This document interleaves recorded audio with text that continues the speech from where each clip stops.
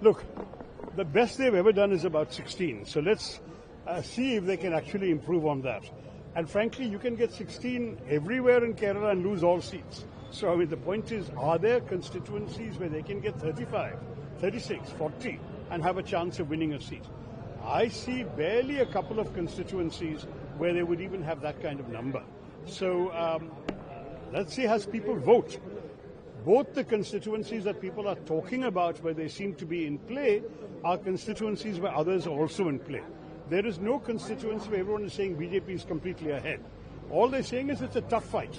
Well, we are in the game for a tough fight. Let's see if we can win. How do you see UDF versus LDF or versus BJP? How do you see it? But BJP is totally claiming that they are sure BJP is not a factor, you have to understand. This is a state where BJP is a zero-seat party in the assembly. To even mention them in the same breath is an excessive compliment. It is a fight between an incumbent LDF government and a challenging UDF. And UDF is saying to the voters, if you want a change, if you're tired of 10 years of misrule, come to us, we will give you better governance. NDA can't say that because everyone knows, including they themselves, that they will never come with the kind of numbers that can form a government. Everyone knows that. So why do we waste our time talking about the NDA? How do you see the Women Reservation Bill? How do you see the Women Reservation Bill? Look, we have not seen the draft of a bill yet. I know that they are planning to call Parliament on the 16th. I will be in Delhi for that. But we need to see a bill. We need to see what they're proposing. We need to understand the mechanics. We have to figure out the implications for federalism, for the functioning of the legislature. Parliament is a very important body. We call it the temple of our democracy. Will there be 800 odd MPs? In that case, will anyone get to speak?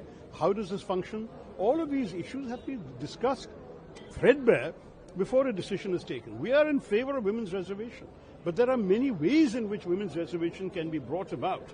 And we need to know what exactly the government is contemplating, not just rely on media rumors. Kerala people is not that much electorate like Gujarat people as Mallikarjun Kharge has said. Now he is regretting about his statement. I think I said two questions. You were giving last, how do you the people are casting here? What is your appeal to the people? Vote as much as you can. My message is very clear. Come out and vote because you need to vote for change. It seems to me people are heeding that message. Here in Thiruvananthapuram, the turnout is at record levels for 11 a.m., 11:30 figure that I heard was very high. Now, if this continues throughout the day and we can end the day with a record turnout throughout Kerala, the almost inevitable outcome of a record result is going to be a change because frankly, the political activists and cadres are not going to be allowed to determine the future of the state. Ordinary people want to take their own future into their hands, and that's why they're coming out in such large numbers to vote. So how do you see that? So I've come to vote today in my usual booth, and I'm very pleased to see we've had a very good turnout. This looks like an election where the Kerala voters are coming in large numbers to vote, and that's a very good sign. It means that the people of Kerala are not leaving it to the political activists and cadres to come and decide. They are actually deciding to take their future, their destiny, their fate into their own hands. And to my mind, that is a very good sign for the UDF. It means people are voting for change.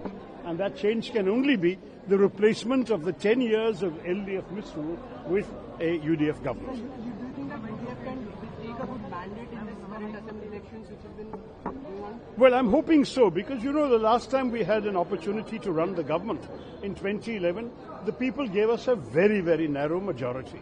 This time I'm hoping for a better number, a more comfortable basis for our government to make a real difference. What do you think of NDA? Can NDA open their seats? Look, I've been running through the state. I haven't seen very many signs at all of any NDA credible presence. In a couple of constituencies out of 140, people say they have a chance, they're viable. But these are all three-cornered fights where UDF, LDF and NDA are all fighting. So I would not at all assume that the NDA would have any chance even of guaranteed victory anywhere. I think what we will see is that we will have a tough three-cornered fight in a couple of constituencies, and that the BJP may have a chance of coming second in a couple of others. But at the moment, they are not a factor in government formation. The issue in government formation is between LDF and UDF. And as far as UDF is concerned, we are the vehicle of change. If people want to change after 10 years of misgovernance, it is only a UDF that can provide it. So getting one or two NDA MLAs, even if that were to happen, which I'm not at all guaranteeing will happen, if at all it happens, it's not going to make any difference. My argument is, right now people are still voting, give them time. They realize what is the larger issue at stake, which is who should form the government. And on that basis, they will realize that a vote for the NDA is a wasted vote because it will not bring about change, since what you need to bring about change is a UDF. Just now, Raju Chandrasekhar has predicted that there is a hung chance in Kerala. And BJP is going to be the key. The voting is only about 1/3 done, for God's sake. How can you predict an outcome or a hung parliament or anything? You wait and see, we'll see what happens.